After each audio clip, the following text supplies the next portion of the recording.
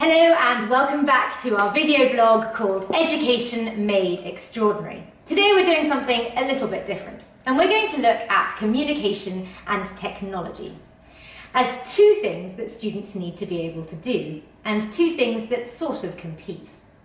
Let's put this in perspective.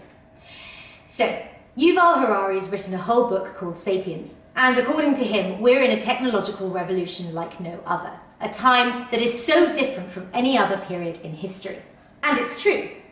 One student has access to so many different types of social media and ways of interacting that what's essentially happened is they've lost the ability to communicate through the power of speech. Where speech was necessary in order to produce a view or in order to communicate one, now they can just Snapchat or create a meme and put it on Facebook or Instagram. So, are we actually ending up with a society and a bunch of kids that literally cannot communicate what they mean through the spoken word? My contention is yes. We somewhat have the Kardashians to blame. They introduced us to the world of like, and a world where speaking wasn't exactly necessary or wasn't as important as aesthetics. And so we've become a much more visual culture where what we see is much more important than what we say. Growing up for me, that was very different. My father always used to say to me that when you speak, you either make yourself into a king or not. What's the answer? Do we take away technology from the classrooms? Do we take away technology from our kids? It's very tempting to do so.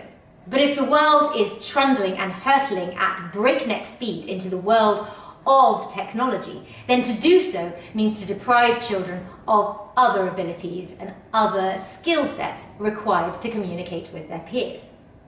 However, on the other hand, by allowing them unprecedented access to all of this social media, they are utilising only social media as a method of communication, and their speech, as we've seen in the studio, reflects just that.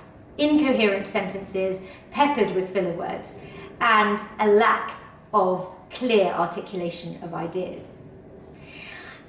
I personally think, and the ZivRap team would agree, that we need to find a new balance, a way where technology supports communication in terms of speech, a method that allows students to speak as much as they do text or WhatsApp or Insta. How to do that, though, is something that we've been trying to answer at the studio at ZivRap Education every day.